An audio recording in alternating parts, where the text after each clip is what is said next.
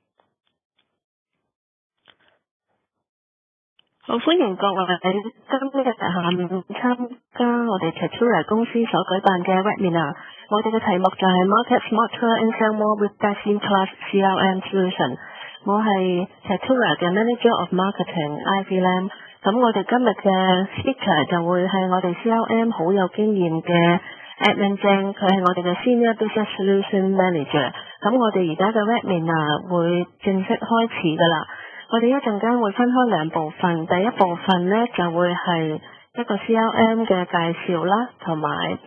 第二部分呢就會係 Q&A section 嘅，因為我哋會瞄咗各位嘅聲音，所以到 Q&A section 嗰陣時，請大家喺 Q&A box 同埋 chat box 寫低各位嘅問題，我哋嘅 speaker Alan 會即時回答各位噶啦。請問大家有冇咩嘅問題？如果冇嘅，我哋而家就正式開始噶啦。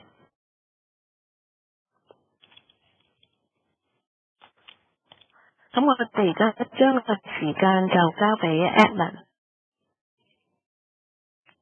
好，唔該晒，Ivy。好，咁我就先開始講下今日我哋個 webinar 嘅啲 topic。麻煩大家睇唔睇到我個 PowerPoint 嘅 slide？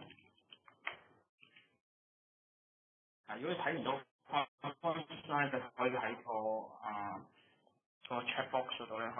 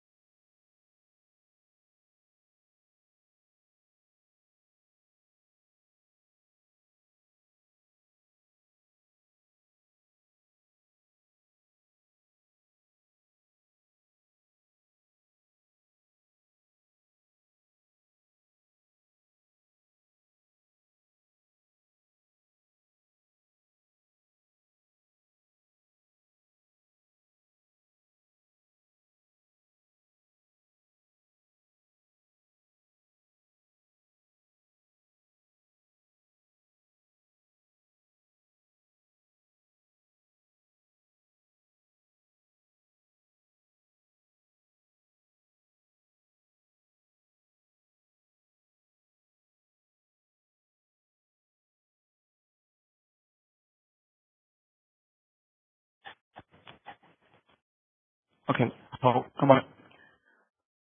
好，大家應該都聽到我把聲同埋睇到個畫面係咪 ？OK， 好，咁我正式開始啦。咁我今日我哋嘅主題咧其實係會講 Microsoft Dynamics CRM 2015嘅，咁呢個 CRM 2015嘅 version 咧，其實係最新嘅版本，係 Microsoft 咧，其實喺啱啱上年2014年12月啦，即係大概個零兩個月嘅時候咧，先正式出嘅。OK， 咁今次咧其實多咗好多個新嘅功能啦，係迎合翻而家最新嘅一啲業務需要。比起對上一次嘅版本2013，即係大概2年前左右咧，其實今次就已經係一個好大嘅革新。咁我今日主要都係圍繞住新版本嘅一啲主要功能去同大家做分享。OK， 咁開始之前先講翻一個 CRM 佢本身咧包含咗幾個最主要環節，啱藍色嗰幾個位咧，就包括咗其實喺 CRM 上面咧有啲 marketing 啦，一個 function 啦，就係俾公司點樣去做翻啲 marketing 同翻你啲客戶做翻啲聯絡搞翻啲 campaign 啦。咁第二個環節好重要就係一個 sales 啦，點樣 manage 翻你公司嘅啲 sales 嘅 process， 無論係跟蹤個客戶可能跟蹤佢哋嗰啲嘅 opportunity 或者去跟蹤佢哋嗰啲嘅 quotation order 等等。第三樣嘢就係個 service 就包含咗一啲嘅 customer service 啦，或者每一個客或者一啲可能唔係客嚟嘅，你哋啲 prospect 打電話過嚟或者 send email 嚟，到底個跟進情況係點同埋佢哋問嘅問題 ，OK， 你哋嗰個 response 點樣回覆都喺裏邊而家咧，當然啦，除咗係呢啲marketing sales service 你見到右手邊好重要，就係點樣同啲 social media 聯繫，因為好多時候咧，你哋嘅客咧都係喺一啲唔同 social media 嘅途徑咧，講解咗佢哋自己一啲可能嘅一啲嘅話題或者嗰啲話題可能對你哋個業務係有幫助嘅，你可能透過喺 social media 了解翻你哋客戶更加清楚，同埋聯繫翻落自己個系統度，睇下有啲咩可以繼續跟進，做翻多啲 upsell 俾你哋客戶好，咁我第一樣嘢先重新再 update 一下啦。其實喺今次個 Microsoft CRM 咧，佢係一個 solution。希望就係話大家個用戶咧，佢其實有一個 user， 佢哋可以透過唔同嘅一啲 platform 都可以入到去呢個嘅系統裏邊，包括咗當然啦喺個 browser 上面啦，你哋可以容許你哋啲用戶，包括 sales 又好 marketing 嘅同事都好，透過唔同嘅 browser， 無論係Internet Explorer 用 Chrome 嘅 Google 或者係 Firefox 等等啦，佢都可以直接入到去。當然佢已經 support 緊所有嘅平板。包括咗 iPad， 包括咗 Android 嘅 tablet， 亦都包括咗 Windows 嘅嗰啲apps 咧，佢都已經有 native apps， 即係話佢有得 download 個 apps 只要你上翻去，譬如話Android 嘅 Play Store 或者 iOS 嘅佢裏邊嘅Apple Store 或者喺個 Windows 嘅 Store， 都一樣可以 download 到 native apps， 咁你都可以用翻一模一樣嘅啲嘅 experience。再加上你見到一幅圖，亦都係啦，佢 support 緊而家3大嘅唔同嘅 mobile phone 嘅一啲嘅 devices 啦，包括咗都係Apple device、Android device 同埋 Windows device， 全部都有 native apps 嘅。所以話你哋一個 user 其實同一時間喺唔同嘅 device 上面都可以 experience 到 CRM， 即係帶嚟個好處。變咗咧，佢哋唔會話受住開唔到電腦就用唔到個系統。其實可能佢想揾自己一個客戶嘅資料嘅，其實佢打開電話知道翻 security way， 佢隨時都可以入到去揾翻佢相關資料。咁好快我demo 少少俾大家 experience 一下，而家佢哋個版面大概係點樣啦OK， 首先喺個畫面度咧，大家你會見到咧喺CRM 咧一個係個 browser mode 嘅一個 experience。OK。咁我而家就用緊其中一個 browser 去睇CRM 啦。你當然你會見到咧上邊有唔同嘅功能，包括頭先講嘅 sales、service、marketing 等等。咁入到去都好多唔同功能。一去到咧就係一個 dashboard 嘅畫面。呢個係傳統嘅 browser mode。咁喺Microsoft 其實佢哋做咗呢個 browser mode 都已經好多年㗎。OK。咁但係除咗用 browser 之外，更加方便嘅就係頭先講到話 iPad 或者係用啲 Windows apps 嘅時候咧，咁咧其實佢已經有 native apps 嘅。咁我都想俾大家睇睇。OK。而家呢個咧就有個 apps 嚟嘅，無論你係用iPad 開又好，用 Android 嘅 tablet 開又好，或者外加 Windows， 你見到個樣咧都係有好類似大概佢哋大部分嘅功能都會一模一樣。咁喺左手邊你見到 tablet 就有翻晒啲嘅最 common 嘅功能，譬如話我 dashboard 啦，我自己管理嘅 activities account contact 等等，咁你都見到喺度有翻晒。咁變咗我哋就希望你哋啲譬如話啲 sales person 到時用呢個系統嘅時候咧，就唔會受住佢哋用唔到電腦嘅限制。佢其實只要佢有部 iPad 咧，都隨時可以上到系統噶。OK 咁咧當然啦，如果你係用緊 Windows 嘅時候咧，就更加多啲功能啦。譬如我哋喺翻個 desktop 上邊咧。我哋已經可以預設咗呢度上邊，你見到係佢一啲嘅唔同嘅活動。咁譬如我哋做到啲咁嘅 box my activities，你一撳上去，其實就見到睇到我自己要跟進嘅一啲 activities。咁你見到譬如我要跟進我喺呢個12月16號2014年咧，我要做一個 phone call，要 follow up 同阿 Eric 咁樣。咁你見到晒我哋啲 task。咁當然啦，你撳落去你都可以跟進翻呢個 task 嘅一啲 details 等等嚇。咁所以咧，你要見到咧個 experience 咧，無論係用 browser 又好，或者你係用緊啲平板電腦，我哋都希望你同時可以隨時可以上到去揾到佢最 update 嘅資料，同埋跟進翻佢嘅手上嘅工作。OK 嚇。咁喺個平板上面咧，其實都有個叫個 home 啊，就係話你將啲最重要嗰啲資料咧擺出嚟。咁我好慣常咧，我自己啦都會將個 home 左手邊咧擺我啲要跟進嘅 activities 我跟進啲客戶嘅 account 我公司有個 product 或者最低我啲 case 要跟嘅，我都會擺晒出嚟咁你一路可以 scroll 去右手邊咧，你會見到一啲嘅 details 我每一個 activities 而家情況係點。當你完成咗個 activity 好簡單啫，我 schedule 咗 appointment 同我 customer 呢一個第二個1月25號你完成咗，你打個 tick，咁佢就已經完成咗。咁你就會喺翻呢個客戶，你就知道你有啲咩 activity 做過，咁方便你去繼續跟進翻佢其他一啲嘅 sales 或者佢一啲 follow up 咁樣咯，係啦。OK， 所以非常之方便嘅。咁你入到 dashboard， 亦都可能如果係個 sales 嚟講咧，佢好關心我個 pipeline 嘅情況啦。咁呢個就我買 open pipeline。你可以 define 翻喺公司層面咧唔同嘅 stage 啦。你哋要做 pipeline 好多時都會有分開頭 start 嘅，仲有啲 qualify stage。你見到個藍色格仔叫qualify 就 stage 1。咁你可能由 stage 2、stage 3、stage 4直至到 closing 咁樣。咁你見到自己嘅 pipeline 而家狀況係啦。你亦都可以放大落去嘅，即係呢啲全部都係 interactive，仲唔係一個 one way 一個static 嘅一個chart 嚟嘅。你撳到落去咧，其實你就揾到呢一個 chart 嘅一啲 detail。原來我而家喺 stage 1 qualify 緊嘅咧，我總共有我本身係2個。咁你 highlight 住佢，你右手邊就會 show 住翻一啲相關嘅資料。如果你去到第二個 stage 呢度有55,000個 opportunity 係 develop 緊嘅，咁你見到都有2個 case。咁你呢兩個 case 你撳到去，亦都會去到個 case 嘅 details。咁可以俾你睇翻嘅相關資料。我暫時就唔會入到去細緻嘅裏邊每個環節個實際用處係點樣。我先俾大家一個好熟嘅見到，其實係一個 connected 嘅 experience， 即係大家喺由 dashboard 開始直至到去你揾翻每個 case 嘅 details 都可以連喺度。頭先係個 opportunity 咁當然我亦都可以睇下我啲 activities 或者我其他啲嘅 view 嘅。咁我主要咧就喺我哋個係啦，無論係 iPad 又好，喺個 Windows 嘅 App 又好，咁一撳個掣拉落嚟，你見到呢度有唔同嘅 dashboard。頭先係只不過 sales 嘅 dashboard 啫。如果今日有啲朋友係負責 marketing 或者上 CS 嘅朋友，你可能會關心呢個第二個 dashboard 叫 CS Manager Dashboard， 加 highlight 緊。咁你一撳落去咧，佢個 dashboard 咧就會出現第二啲係一啲 customer service 相關嗰啲資料，譬如話而家有幾多 case 跟緊唔同嘅 user 啦，因為可能我CS team 有好多同事嘅，每個人有幾多個 case 而家 follow up 緊我根據翻個 SLA 喺呢個禮拜嘅時候嘅第二幅圖，而家情況係點啦 ？OK， 咁一啲唔同嘅 active case 好似我呢一幅圖有分高中低嘅，咁係啲咩 case？原來我而家有好重要嘅 case，highly important 有6個 case，呢6個 case 係咩咧？而家狀態係咩？你都可以撳落去睇到。我而家一 highlight 住6個，你見到右手邊嘅 list 就 show 翻呢6個嗰個 case。而呢個 case 咧，佢話俾你知佢來源喺邊啦。呢個係透過 web 嘅第一個，第二個係一個電話嘅 case 啦。咁你撳翻落去，你呢個 web 嘅 case 咧，你就會見翻啲資料同埋加個跟進情況，邊個同事跟進咁樣。咁你都睇到。咁所以頭先翻去喺 dashboard 上面咧，我哋已經 prepare 翻俾你哋唔同嘅 user 咧，有唔同嘅 dashboard 喺我呢一邊。我間 online 就show 咗個 sales 同埋嗰個 customer service。當然亦都會有個 marketing 嗰啲 dashboard 係俾啲 marketing 同事去特別關心啦。咁呢個 marketing 嘅 social dashboard 可以俾你哋睇得到啦。咁樣好，咁我詳細我陣間咧，我會再俾喺嗰個 presentation 裏邊咧，會更加多啲資料會俾大家。咁而家暫時俾你見到個 experience 係無論你而家係用緊平板電腦 ，OK， 或者你喺用緊一個browser， 甚至乎因為呢個係個 Microsoft 嘅 CRM 啦，咁你喺個Outlook 裏邊咧，你都可以咧有一個嘅Outlook client 嘅，咁包括咗就係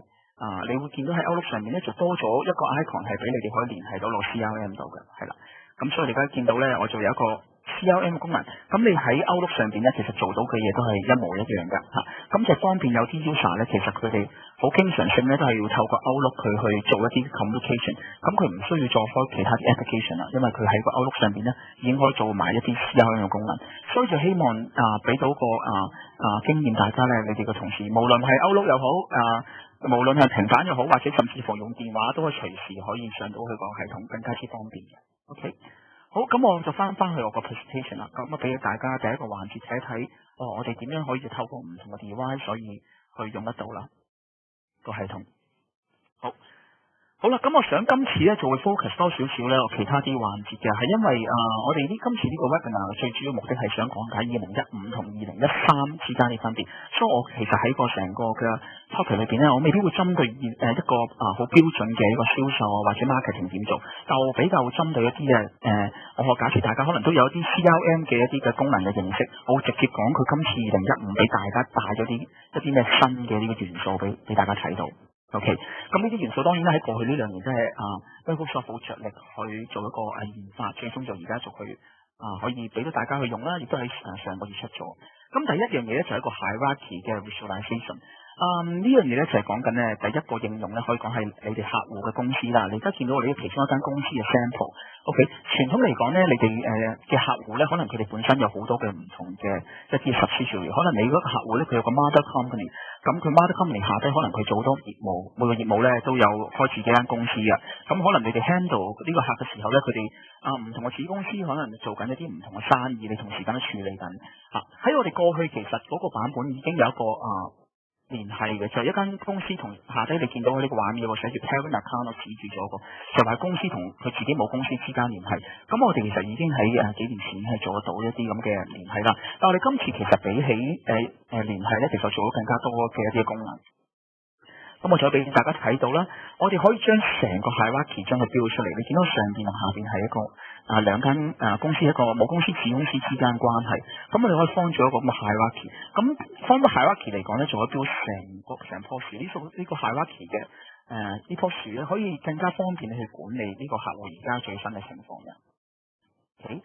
咁可以複雜少少，我而家舉個例啦。呢間公司叫做 Adventure Works 嘅公司，佢其實 under 佢咧有1、2、3、4、5、6個嘅一啲嘅唔同子公司，呢6個子公司亦都係唔同嘅 hierarchy 上邊嘅。OK， 咁有咩好處啊？首先你當你定義咗呢個咁嘅公司嘅 hierarchy 嘅時候咧，其實你管理呢個客戶咧就更加之容易，因為佢每一間子公司可能都係你自己嘅一個客戶，亦都係同你哋做緊生意嘅。咁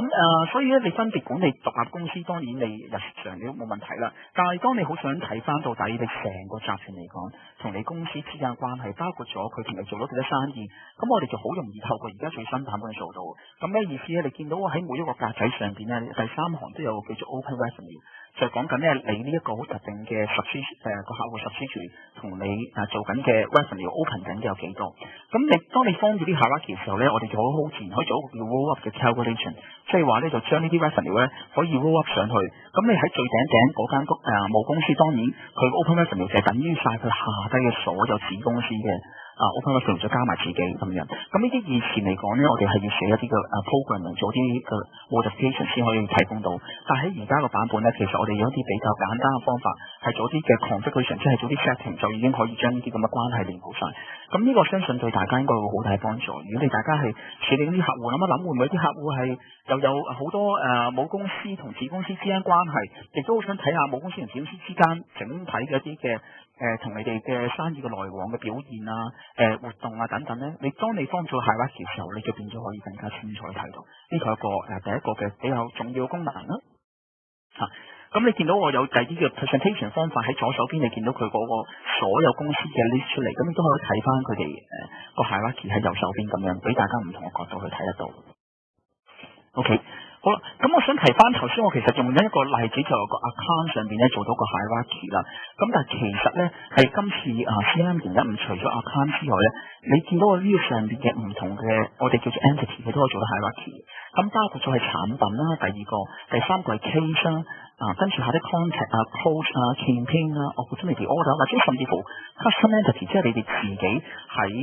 呢個 system 度起嗰啲 entity 咧，都可以做到嘅 hierarchy。咁我簡單啲講啦，先講咗個 product 先啦。因為喺個 product 層面咧，可能貴公司你哋會做好多唔同類型產品，而產品之間其實可能佢都有分一啲嘅hierarchy 喎。咁我舉個例子啦，可能你係買緊一部電腦嘅咁樣，咁你電腦上面有個電腦嘅 product family，某個型號，可能嗰個型號咧係呢個叫 Windows Service 嘅 ，OK， 咁 Windows Service 底下咧有好多唔同嘅子產品啦，佢可能有一個 Service 叫64GB RAM 嘅，有可能叫128GB RAM，咁可能已經屬於兩個產品嘅話，你再用個 Product Family 去管理，咁變咗咧你就可以更加有系統去管理緊你每個 product 或者佢哋 Product Family 佢哋銷售嘅情況做得好更加多個分析，係啦。Okay.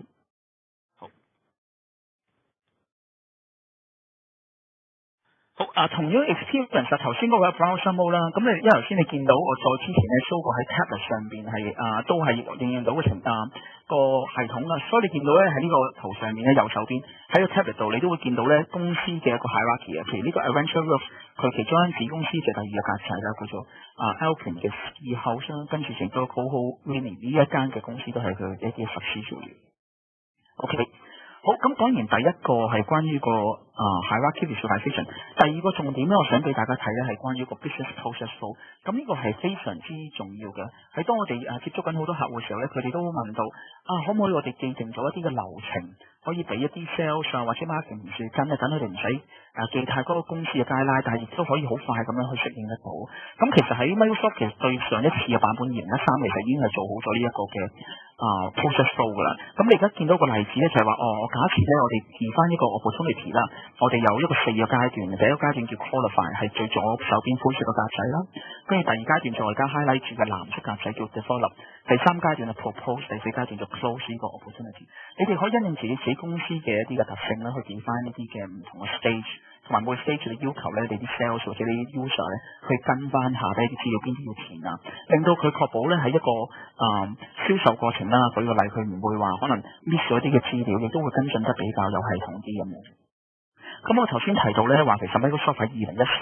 個版本對上版本已經做到呢樣嘢，但係今次其實喺呢一方面都有好大嘅改進嘅。佢喺呢個 process flow 上面咧做到呢個 branch 嘅分析，即係話咧可以因應住你填嘅資料咧，佢哋會有更加多嘅唔同嗰啲 process。咁我就會示範少少俾大家睇睇。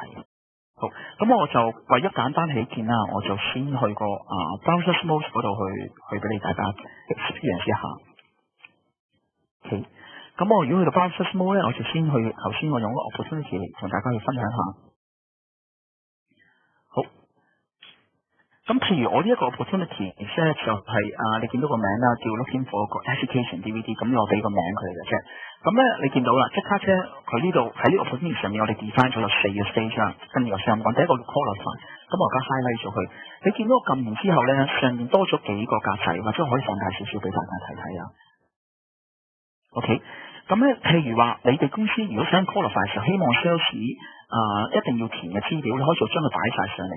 OK， 咁譬如你有冇 identify contact 啦，或者我第三個 point 咧寫住我 highlight 住叫 purchase timeline， 佢有冇一個預設嘅 purchase timeline， 係咪 immediate 啦，係咪喺住今個 quarter 啦，下個 quarter 為今年，你可以配置翻呢啲咁嘅資料，希望你嘅 sales 同事咧就喺跟進呢個本嘅時候就填翻嘅。咁因為你跟咗 opportunity 可能有好多資料想填，但係你可以將一啲最重要嘅擺咗喺上邊。擺咗係啱啱就係呢個 stage 下低咧，就令到你啲同事會更加之容易跟，亦都將你哋一個公司嘅 culture 或者公司個standard 嘅 guideline 去 pass 俾一啲唔同嘅 sales 同事。咁就希望啲 sales 同事喺唔使做好多培訓底下咧，佢只要跟住翻呢個 guideline，佢已經可以知道公司對佢哋一啲喺銷售上面嘅一啲嘅程序上嘅要求啊等等嚇。咁呢個第一個 qualify 啦，除咗我啱啱講到 timeline， 可能右手邊呢度你見到個客到底有冇一個 estimate 嘅 budget， 咁你當然可以填寫翻去啦。有冇 identify 到個 decision makers？ 我呢度 highlight 住有嘅，佢哋其實已經我哋就揾到邊一個係呢一個opportunity 嘅 decision makers， 咁我哋就喺度打翻個 tick 咁等等。好，咁你可能就已經完成咗第一階段，咁你去到第二個 stage 咧，你就會有其他啲資料啦。develop 就話可能你有冇諗清楚你個客戶嘅需要啦，咁你可以填一啲資料啦，個客戶個需求或者有冇 propose solution 等等。咁呢啲資料都可以繼續填落去啦，亦都可以有一個 propose 第三階段啦，就係你更加詳細啦，或者你哋公司會唔會已經出咗 proposal 俾個客有冇同個客做嗰個上門嘅 proposal 啊等等，咁呢啲都可以做。咁今日可能有啲朋友咧，佢哋未必係做啲 service 行業，可能佢做啲 mask 嘅 retail 行業，佢未必會將呢啲咁詳細資料逐個客戶入嘅，因為可能佢哋跟進緊啲好大嘅客戶，或者佢做零售嘅唔會跟進呢啲。咁但係冇問題嘅，呢個流程咧，除咗應用咗喺 sales 嗰度嘅，其實都可以應用喺 marketing 度嘅。咁譬如喺 marketing 度，你想跟進一個 campaign 而家嘅情況係點咧，你都要透過啲流程去解翻住俾自己睇到第一個情況點。咁所以咧我哋講緊呢個流程咧係可以應用喺好多方面嘅。我而家只不過係用一個 opportunity， 即係一個 sales 嘅層面去睇，或者我頭先冇提到就話做 CS 啦 ，CS 當你有個客戶打電話嚟問一關於個 question， 可能想做啲一般查詢嘅，咁你都可以 lock 喺一個咁嘅流程做，為方便你哋個同事咧去跟進翻到底有冇去跟進好呢個客戶嘅一啲需求啊，或者佢到底有冇按時可以答翻個客戶呢個問題咁嘅，都可以應用得到。好啦，咁我都講完呢個business flow， 我都會再 show 多少少俾你睇下。其實如果你喺一個 tablet 上邊啦，當你係個 iPad 又好 Android 又好，你一樣都會見到呢一個流程啊。咁我照樣開翻頭先嘅 case 喺 opportunity 呢一個就係我頭先個 case 叫 looking for education DVD 我加 highlight 住啦。咁我撳入去嘅時候咧，喺呢個 business case 見到右上角我加個 mouse 指住嗰度咧，其實都會有一個嘅流程。無論係 qualify 好 develop 好，你見到啲 stage 同埋佢下低 stage 嘅 information 都會 follow 翻。咁就希望無論係用咗 browser 或者用 tablet， 一樣係可以跟進翻你嘅流程。咁變咗你個同事做更加之容易去跟進翻每一個 case。好。咁我暫時就講到呢一度啦，咁我就其實好快咧就已經 show 咗有2-3個 key features 啦，一個就係嗰個 mobility， 另外就係個 hierarchy 啦，同埋一個叫做 process flow。咁我就稍停1分鐘啦，咁我希望大家啲各位朋友有冇啲咩問題想而家即刻做問咗，或即刻諗起見到呢啲嘅資料想問一問先嘅，咁你可以而家即刻喺個 chat box 嗰度可以寫出嚟俾 Ivy 啦，俾我，咁我可以即刻解答。咁我哋會暫時休息1分鐘先，咁我陣間會繼續下，我有幾個 topic 會繼續講。好，咁麻煩啦 ，Ivy 或者可以喺個 chat box 度咧就 send 個 message 俾大家啲朋友睇下，有冇邊個朋友即時有問題嘅都可以即刻俾我哋，咁我哋可以即刻同你解答到。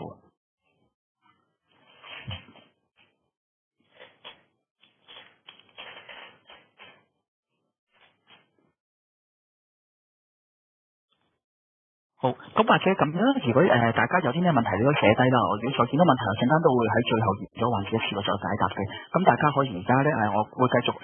餘下個環節啦。如果諗到問題，可以隨時做啊，同埋 Ivy 嗰邊咧就寫翻低嘅。好啦，咁啱啱頭先講咗個business flow 比較複雜啲頭先嘅流程，不過我都想將佢講完之後再俾大家感受一下，到底今次多咗啲咩新嘅嘢咧？頭先阿文話講到2013都有呢啲嘢。今次就係話你見到喺紅色度 highlight 度咧，中間呢個先我講可以 add 一啲嘅 branch。個 branch 嘅意思咧，你見到上邊因應住可能嗰個銷售同事佢填寫嗰啲資料唔同，就會可以行唔同嘅流程嘅。咁我打一個最簡單嘅比方啦，譬如話可能咧，你今次做咗一個電話回覆個客戶咧，可能佢有個新嘅需求，或者佢今次需求啦，佢係今個月就想 make 個 order。咁我哋就可以根據呢一個咁嘅資料咧，就會行唔同嘅流程嘅。所以話個流程上邊咧係一個 branch 形式，可以因應住佢哋唔同嘅 feedback 可以有新嘅流程。原來佢今個月如果佢 confirm 咧，你哋就會即刻會可以行一個新流程，譬如即刻有個 proposal 要做啊等等。如果佢個選擇係其實可能今個 quarter 都未有興趣，可能呢個 opportunity 要等到出年嘅。咁當你選擇咗出年嘅時候咧，佢個流程就會變㗎，可能就會暫時將呢個case 做擺落 pending 度，咁變咗咧就唔使話將所有流程都要既定係單一嘅，亦都唔使將所有 case 變成單一，咁方便係你哋好複雜嘅 business case 去處理緊，幫你哋做啲分類更加有系統同埋有效率，去管理翻唔同嘅 case 唔同嘅情況，令到你哋啲 sales 唔使記㗎。如果知道呢啲 case 係 urgent 嘅，佢哋就行一啲 urgent 嘅流程；如果係一啲比較冇咁急嘅，就行啲冇咁急嘅流程。咁呢個就係個 branch 嘅 function， 係令到成個 business flow 咧更加 efficient 俾大家用得到。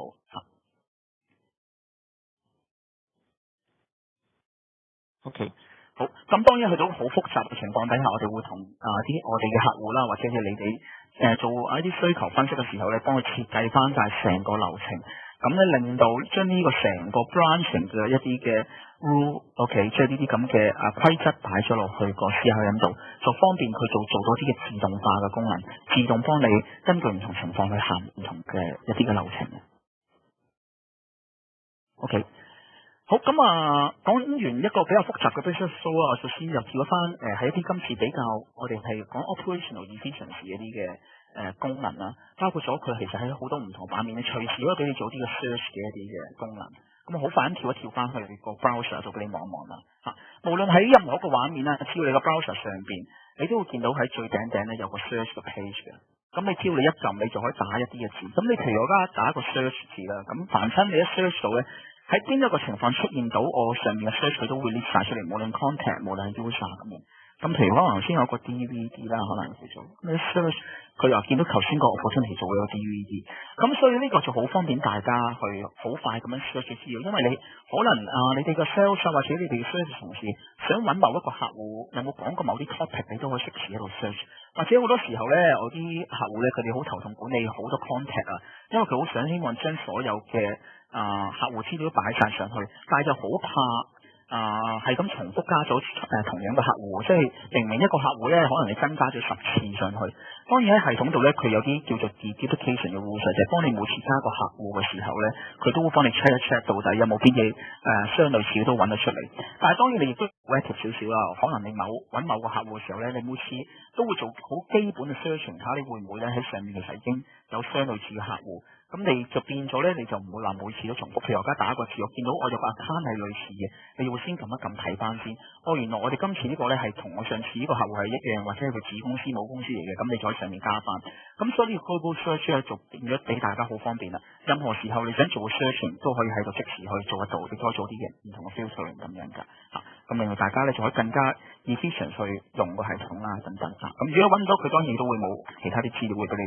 喺度啦。咁所以呢個比較方便嘅。好，第二樣嘢都想講少少咧，就係佢多咗啲用嗰啲好簡單形式咧，所計算到一啲嘅新嘅 data 啦。咁我譬如你睇右手邊先啦，譬如我而家想幫我哋啲客戶類型咧，譬如我哋有啲客戶咧係分一啲唔同嘅年age group 就係嗰啲佢哋唔同嘅歲數嘅一啲 range 啦。咁本身系統當然啦，可能你攞到嗰個客戶個 birthday， 你就知道佢個客戶，甚至乎知道佢個年齡嘅 range 啦咁樣。咁你可以好容易咧做咗啲 calculate 一啲 field 就儲存翻個系統度咧，就幫我哋分類 ，OK， 做到啲 formula，OK， 呢個就係一啲 setting 嚟嘅。可能而家講緊30分鐘，我應該可以幫你加啲新嘅一啲計算嘅一啲嘅數據嘅資料啦。喺傳統嚟講咧，喺左手邊就係一個以前嘅做法嚟嘅。可能我要寫一段曲㗎，呢啲你見有啲 program 曲，未必個人都會識。但係我哋如果以前我哋幫客戶做啲嘅計算咧，其實可能我要寫啲咁樣簡單嘅曲。但係而家我哋連啲簡單嘅曲都唔需要寫啦，因為我哋直接咗做啲 setting 喺右手邊，就一個新嘅做法，我哋根據一啲嘅唔同情況做啲計算，咁咧就令到你好快可以新一啲嘅data fill 上去。Okay. 好。另外有一個好重要嘅一個改善嘅環節喺個 product 嘅 management 上面啦，咁我直接做俾你睇下呢個product hierarchy 啦。而家個 CRM 因為個客戶嗰個需求咧就越嚟越大，佢哋對於嗰個產品嗰個管理咧個要求亦都高咗好多嘅。而家個 CRM 喺 Microsoft 上邊咧係能夠俾你管到一個 product family， 咁你見到右手邊幅圖就係一個 product family， 可能係一個我係做一個服裝嘅係男裝咁樣。咁 under 男裝裏邊你就見到有個 free 下低有2種唔同產品類型，一個 T-shirt 啦，跟住呢個 shadow 嘅 shirt 啦，咁亦都可以加唔同嘅一啲產品。咁我哋做咗呢個 product 嘅 family 咧，就方便你更加容易管理你公司嘅產品或者服務。咁呢個唔一定係應用淨係啲產品啦，頭先講到啲服務上面，你都可能啲嘅唔同嘅 hierarchy。咁呢度你管理咗之後咧，就佢可以就變咗將每個產品我哋叫到啲 attributes 啦，即係嗰啲屬性，或者你可能叫到啲 variance， 因為產品係有產品嘅 variance。如果用服裝咁，大家最容易會理解得到啦，因為服裝一般嚟講都會有顏色尺碼，甚至乎一啲嘅袖長啊等等啦。咁你見到咧，佢哋就可以將你 define咗喺 product family 嘅一啲嘅屬性帶到去佢自己子產品上邊，咁更加方便你去整體上嘅管理。呢一類型嘅咁嘅管理咧，傳統嚟講咧，你可能會只係接觸到係一啲嘅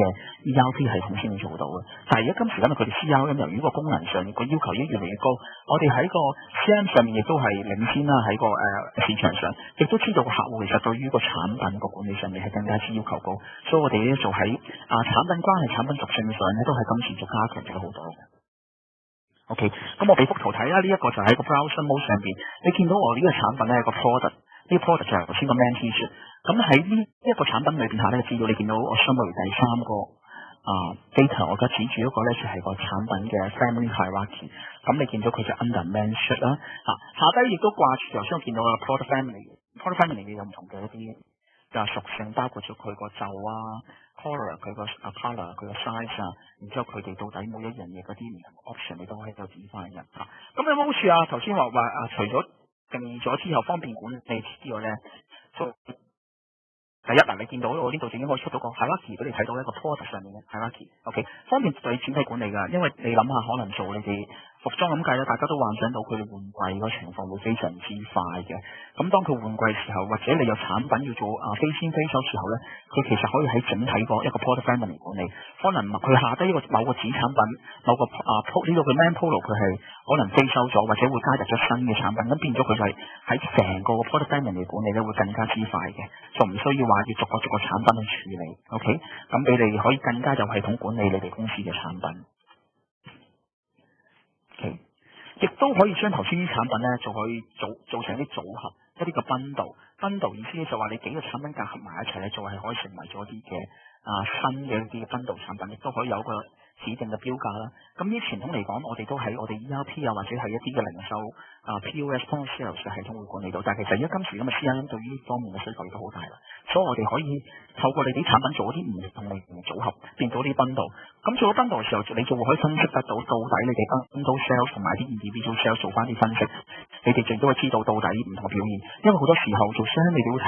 想睇到就係最後喺唔同嘅銷售環節對你哋帶出嚟嘅 impact， 所以你做完 bundle 嘅時候咧，就可以俾你見到可能 individual sales 同 bundle sales 之間分別，你跟住再作出一啲唔同嘅一啲市場嘅策略咁樣咧。好啦，透過呢幾樣嘢咧，當你個銷售同事或者相關同事入嗰啲產品資料嘅時候咧，我覺得譬如入緊一件衫啦 ，OK， 一個 Tuxedo 嘅 shirt。入咗之後咧，你見到咧，可能呢個細格少少，但係你都會見到係一個 mouse 而家 cursor 指住嘅咧，就係有 suggestion。我哋可以幫我哋個公司 predefine 咗每個產品有啲 suggest 嘅 item， 方便你 sales 當佢 add 一個 item 加咗 item 想賣俾個客嘅同時咧，有啲嘅提議俾佢，就係你 predefine 嘅，根據啲 item， 你見右手邊我哋會有個box 會出咗嚟。咁咧可能賣呢個 Tuxedo shirt 咧，你可能會經常 cross sell 嘅 item， 你見到上面有個 grid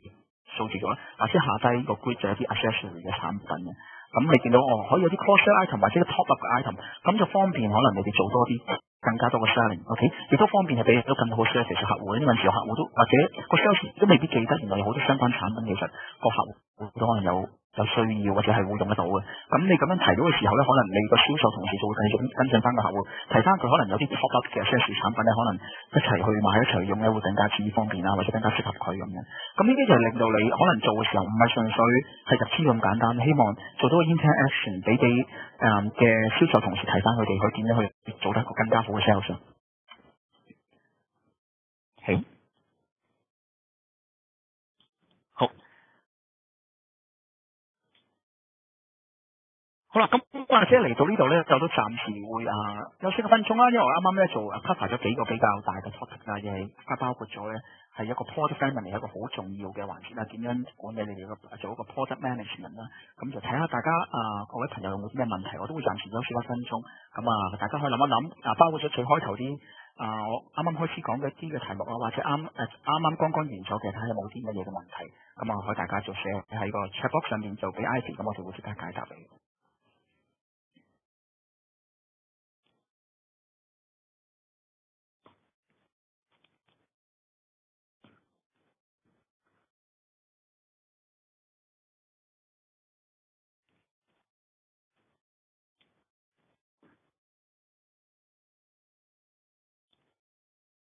好，咁或者我哋而家可以繼續開始落去啦。咁我剩翻時間咧，都仲有好幾個功能都想同大家分享喺2015今次我哋個新嘅 features 俾大家睇到噶。OK。咁就好似一話，我想先講咗個customer service management 啦。咁呢個針對一啲可能你哋係做有好多 customer service 嘅，包括咗做啲 call agent 啦，可能係接電話嘅，或者收 email 做 general hotline 嘅，甚至乎你哋係純粹可能喺個 web page 上邊有個 general inquiry 俾啲客可以透過 web page 可以 send 啲資料俾你哋，或者打電話嚟問你嘅問題，你都想將全部記錄低咧。咁今次呢個版本亦都有啲好大嘅改進。其中一個環節咧就係針對住一啲做service management 好關注嘅就係佢哋做啲嘅 service levels agreement 就係啲 SLA 嘅管理啦。喺我哋其實再對上一版本2013舊嘅版本其實都已經有個 SLA 嘅一個咁嘅功能擺咗上去噶啦。咁 SLA 最重要佢哋有幾個環節會管啦。你見到我喺左手邊呢個我哋定義 SLA 時候咧，你會定義可能呢個根據住唔同嘅我叫 severity， 即係話呢個 case 嘅到底嘅重要程度，你哋就會分到一啲唔同嘅解決時間嘅指標。咁譬如你見有第一個紫色 highlight 住我哋 resolve 嘅 KPI， 如果係一個 critical 嘅 priority case 好重要嘅 case， 你可能嗰個 resolve 嘅 hours 假設6個鐘頭，咁你可以喺度 set 咗出嚟嘅。OK， 咁第二個 case 你見到喺個紫色個 box highlight 住係低少少嘅，咁嗰個係一啲 normal case， 咁你 normal case 你如果會 define 一個時間，咁第一個 warning 就係2日啦，咁你 failure 就係3 days， 即係話你可以先 set 一個叫做 warning 時間俾大家，只要你一超越咗啲 warning 時間咧，其實可能你哋都想即刻有一啲嘅同事盡快跟進嘅，仲唔希望佢真係正去到 fail 咗先至去解答。咁我哋定義好呢啲時間咧，當你哋接收咗新嘅 case 嘅時候咧，你只要選擇翻一個合適個 case 嗰個 priority， 佢就會根據翻呢度做翻一啲嘅跟進，同埋佢會出翻你哋嘅時間咧，到底係唔係達標啊？OK， 咁呢個係我哋咁你話同上次有咩分別咧？其實呢個我哋本身個SLA 咧喺對上版本有，今次我哋做得更加之嚴謹，亦都更加之靈活。OK， 佢可以第一就係頭先根據唔同嘅 priority 你 set 唔同 SLA 啦，咁呢係今次新加嘅。你見到右手邊咧就係話有個紅色嘅 box 個數字咧，你見到佢而家就係轉咗紅色，即係話其實佢寫住 first response。咁其實佢個 first response 如果紅色咧，即係話我哋原來收咗呢個 case 咧，我哋都一路仲未覆呢個客嘅，咁所以見到佢第一個 box 寫住 no 啦，第二個紅色即係話我已經超過咗47分50秒，我都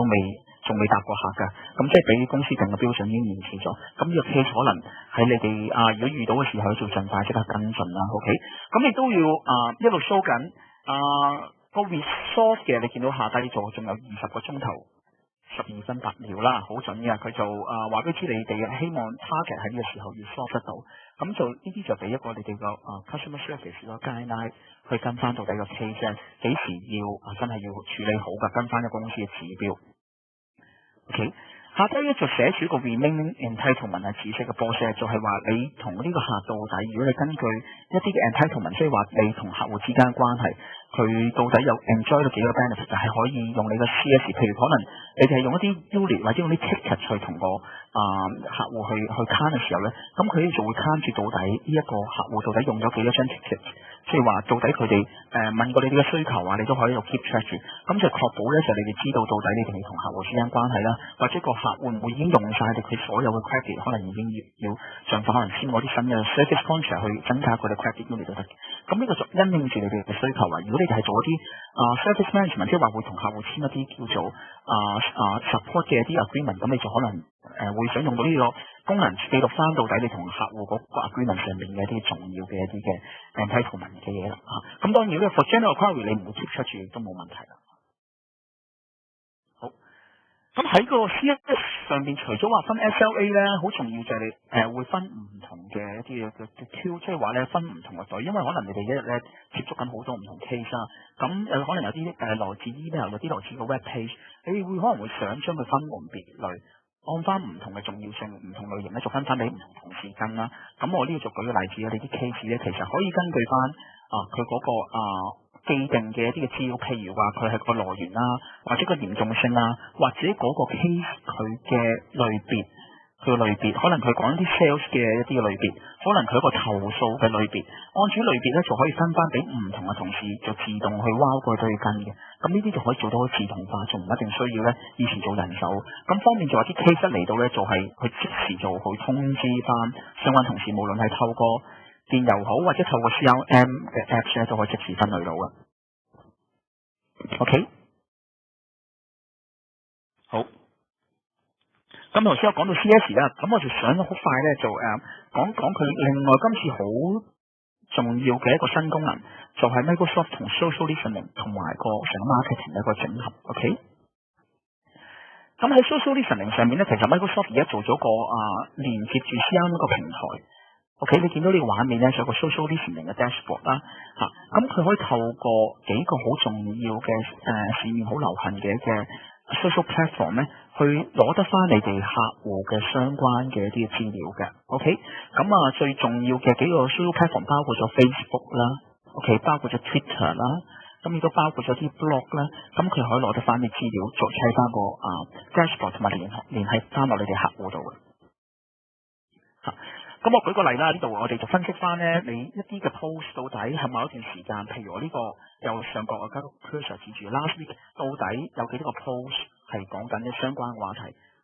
佢個 trend 第二個 120.5%， 即係佢係一個upward 緊嘅 trend 啦。佢嘅 location 喺邊啊？你啲客戶會睇到。咁或者我再show 呢啲畫面之前，我都好快俾大家睇一睇佢實際上個畫面係點樣。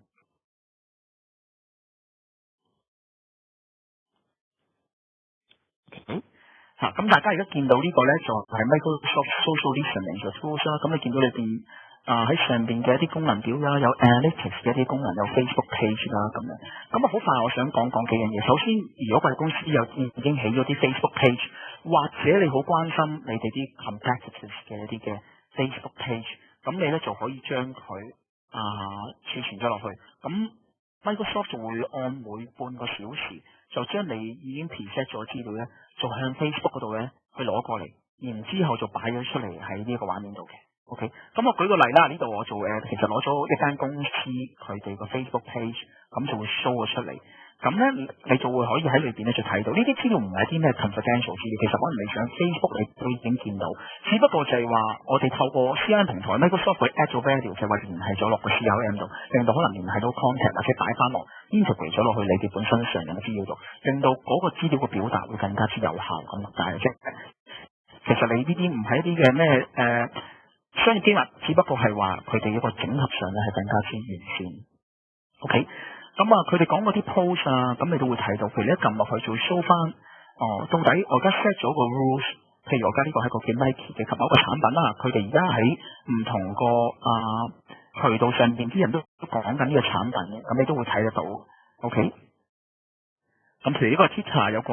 朋友講緊呢一個型號嘅好中 like 中意，咁佢都 Microsoft 會將呢一啲嘅 post 嘅message， 佢會首先 default 咧會去做啲 intelligence 估計到底佢關於係正面、負面或者 neutral 嘅一啲嘅解答。佢雖然未必係100%準，但係佢透過啲 intelligence 去做一啲嘅 initial 嘅分類，令到你更加快可以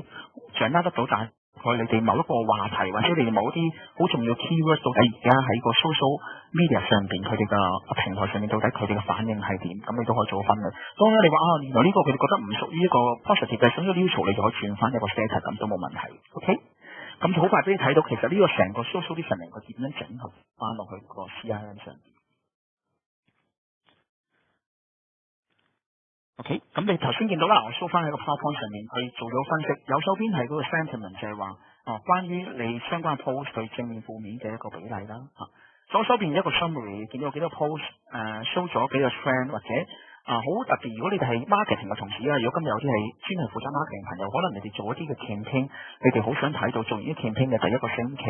或者頭72小時，到底喺個 Facebook 上面啲回響有幾大呢？咁你睇到就會睇到啦。因為可能佢哋未必係帶動直接生意，但可能你哋做 campaign 嗰時候想使產生啲 noise 嘅時候，如果你哋可能喺完成咗 campaign 之後72小時，發覺到你哋喺個 Facebook 嗰個話題個 post 可能突然間增長到某一個百分比，或者比起以往嘅一啲嘅記錄咧，你哋會有提升嘅。可能呢個就係你哋一個搞得唔錯嘅一個 campaign。咁呢個就幫你分析翻你哋個 campaign 嘅一個 ROI 同埋嗰個 investment。咁咁跟住落嚟，我哋就係將呢個咁嘅 social listening，你哋唔同嘅 prospect 咧，你其中一個可能你嘅客戶咧，將佢喺上面講嘅嘢，就聯繫翻你個 customer profile，咁令到你管理呢個 customer 嘅 profile 就更加之有意義啦。因為呢度可以同時間帶動緊一啲新嘅 sales。當你喺佢哋個 profile 上面見得到佢哋嗰個喺唔同嘅 social media 講嘅嘢時候，原來你可能下一次再同呢下嗰個時候咧，就會有啲新嘅產品可能提供到佢都唔定啦。咁呢個係一個將 social media 同 CRM 一個整合，就去帶動到新嘅 business 俾你哋。OK， 好。咁除咗 social listening 咧，其實仲有個 marketing 嘅功能咧。今次喺CRM 上邊咧，佢有一個叫dynamic marketing 嘅一個新嘅 module。OK， 都係俾到大家。咁呢個直接就幫助到 marketing 同事做到佢日常嘅 marketing 嘅 automation 或者嘅 execution。我覺得show 緊其中一幅圖就係某一個 campaign 啦，你叫到就係我喺呢個 campaign 上面咧，我會做好多個環節嘅。你見到左上角綠色嘅 box 咧，寫住 attendees，可能呢個campaign 我哋會邀請一啲嘅參與者啦。咁你跟住中間，你見到我而家 cursor 指住會 define 嘅 event 啦，亦都會 define 可能我左手邊橙色嘅 box define schedule，到你直到最後。去搞咗 event 等等，喺每個環節你將佢調翻好晒，咁你方便你管理到底每個環節到底而家個情況係點 ？OK， 亦都會 check 翻 effectiveness， 亦都每個咁嘅流程咧都可以交翻俾一個唔同 marketing 同事去跟進翻咁樣。當中你可能 send 一啲嘅同客溝通，其實有啲 EDM 啦。你做 EDM 嘅時候咧，你見到而家呢度都可以根據比較好 flexible 嘅方式去俾你設計嘅 EDM。傳統可能你哋會有啲客戶 outsource 呢啲嘢俾啲 marketing firm 咯。當然呢啲嘢可以繼續係 outsource，或者你想話自己做啲簡單嘅 EDM 咧，其實都好快，做咗 copy and paste 一啲 HTML 或者啲圖嘅唔同嘅一啲嘅materials 可以準備到，然之後 send 翻俾個客戶㗎。OK。咁我哋希望就係透過頭先 social listening 同埋個dynamic marketing 咧做到一個咁嘅效果。你見到我哋呢四幅圖其實就係表達緊我哋幾個 platform 之間互相嘅帶動。左上角就我哋第一咧做 Microsoft social listening， 你去了解你哋而家客戶嘅目前最新嘅情況啦。就頭先就係話透過平台啲 social media 去了解佢哋到底講嗰啲嘢係同你哋個業務有關。去到第二階段就右手邊做個 dynamic marketing， 做你點樣去同佢做翻啲 campaign activity 去跟進翻，可能你會同佢做一啲嘅 event， 或者可能你做翻一啲嘅 promotion 俾佢。然之後當然你都會啟動到喺 social media、social media 佢哋有冇啲更加多嘅迴響咯。最後就將一啲成個 sales 嘅帶動一個左下角就喺翻 CRM 裏邊去管理翻個成個 sales 環節。咁透過一個咁樣嘅聯繫互動式咧，就去產生你成個加強你哋個 sales 嘅一個business 嘅一個唔同嘅一啲嘅 source 嘅來源啦。咁呢個係一個 closed loop 嘅一個情況嚟嘅。咁所以你見到我哋今次2015就將 CRM、social media 同埋 marketing 個幾方面咧做到一個好大嘅整合，變咗喺你哋成個銷售各個環節都係可以顧及得到。OK， 咁仲加上我喺另外一啲嘅 closed loop 嘅 business 嘅 process 情況底下，你見到右下角咧做多咗一啲其他啲平台。呢個 Yammer 其實係一個 internal 嘅一個嘅 communication、collaboration 嘅工具，就係話俾你內部同事咧做喺度提一啲嘅 feedback 嘅。我哋引申咗喺度嘅一個原因咧，就係話咧可能有一啲嘅關於客戶資料，其實可能可以透過你哋其他啲同事攞到。就舉個例啦，可能你某個 R&D 嘅同事，佢雖然冇用 CRM， 但係佢可能對於某個產品佢好熟悉嘅，咁佢就可以喺翻呢個 internal 嘅一個平台上面咧，就可以share 翻啲資料，你都可以整合翻落去個 CRM 度。好，咁我今次大概講關於CRM 2015個環節就差唔多，因為時間比較緊迫啦，咁我就將幾個最重要環節咧就做個 highlight。當然其實喺每個細嘅環節咧，我哋都可以再詳細啲同大家講解。亦都我哋其實嚟緊幾個月咧，我哋會將某一啲嘅主要功能睇翻你哋啲客戶 feedback 咧，我哋會再詳細啲再同佢講解。但係由於今次係佢2015正式會喺上個月嘅時候出嘅一個新嘅版本啦，所以我希望好快俾到大家朋友睇到佢而家一個整體上嘅有啲乜嘢大功能嘅一啲嘅改進啦。咁希望咧跟住嚟緊我哋一啲 webinar 啲 case sharing 或者可能第時有機會再同大家分享嘅時候，我哋會再仔細將每個環節再同大家去分享嘅。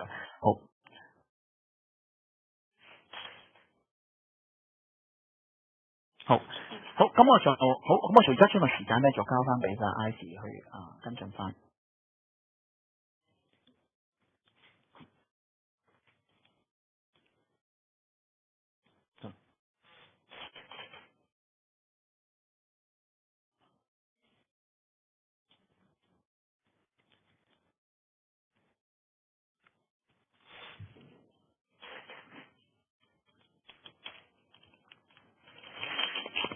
多謝 Edmund 為我哋帶嚟咁非常之好嘅 presentation， 關於 Microsoft Dynamics CRM。請問各位有咩嘅問題想發問啊？Edmund 會而家即時回答各位嘅。咁因為我哋 mute 咗大家嘅聲音，請大家喺 Q&A box 或者 chat box 寫低各位嘅問題。如果大家有問題，請隨便發問，Edmund 會而家即時回答各位嘅。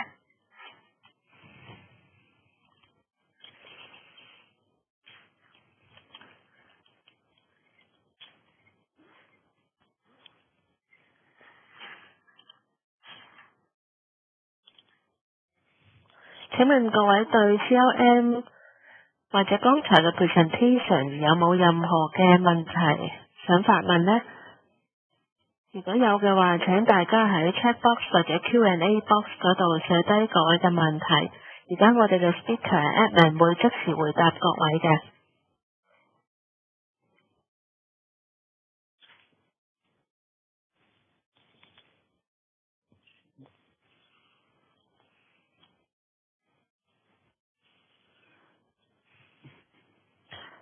請問各位對剛才嘅 presentation 或者 Microsoft Dynamics CRM Solution 有冇任何嘅問題？如果有嘅話，請各位喺 Q&A box 或者 chat box 寫低你哋嘅問題，我哋而家會即時回答各位嘅。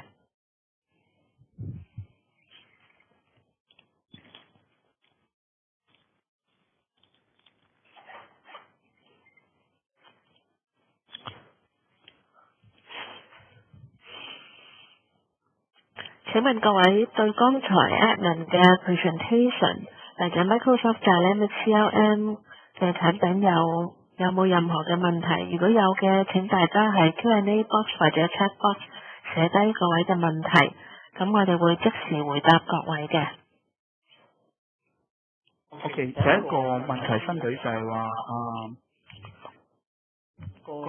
CS function 咧係咪 integrate 係嘅，冇錯嘅，email 嘅。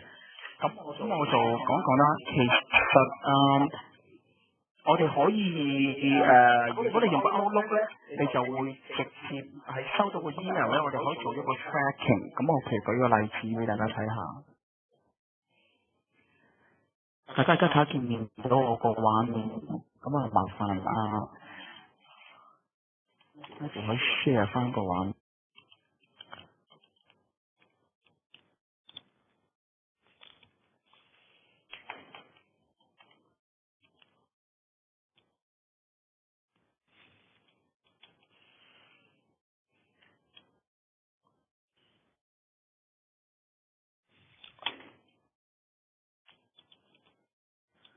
咁我簡單啲講啦。其實咧，如果大家係用緊 Microsoft 嘅 Outlook 嘅話咧，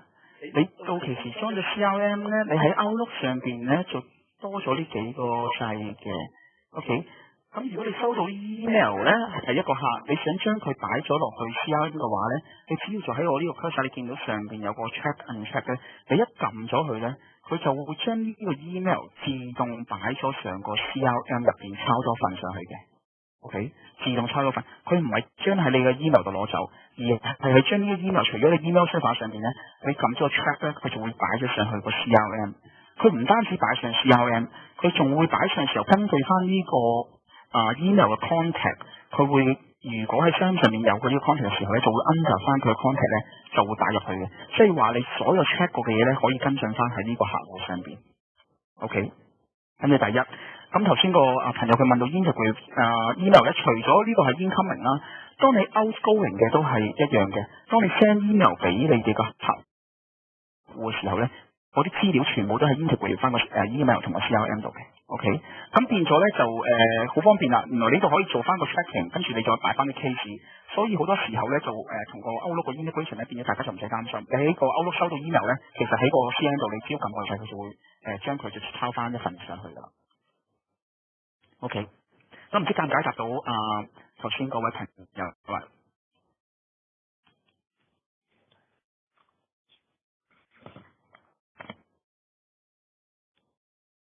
OK， 咁或者睇下有冇其他朋友有其他嘅一啲嘅問題？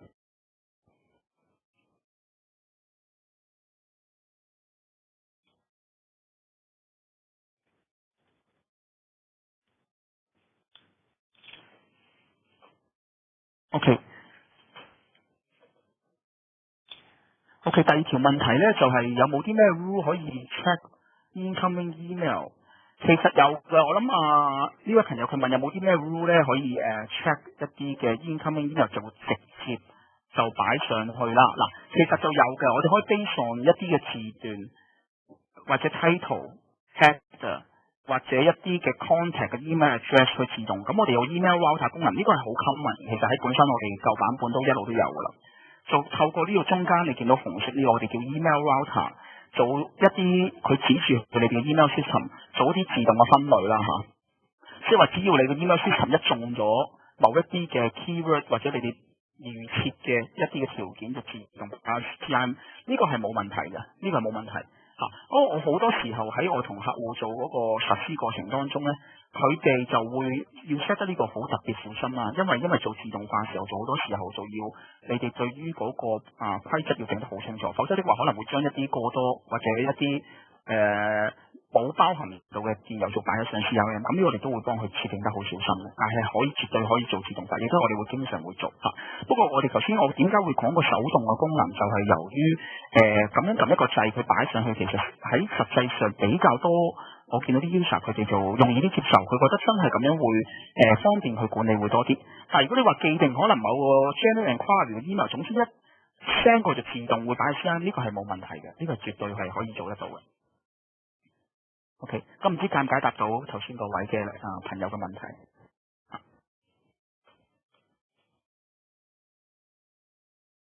好，咁或者我哋時間都差唔多，咁我就將個時間交翻俾Ivy 先啦。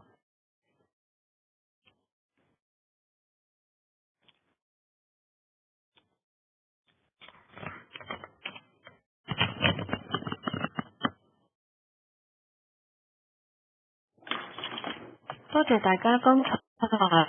嘅問題同埋發問。請問大家有冇咩嘅問題想問Edmund 呢？佢會即時回答各位嘅。好多謝大家剛才嘅問題。請問大家仲有冇其他問題想問關於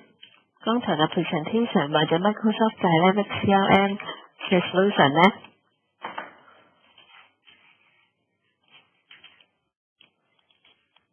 好，如果暫時未有嘅唔緊要，如果大家有任何嘅問題或者查詢，請隨時打電話俾我哋 Tatura， 我哋嘅電話係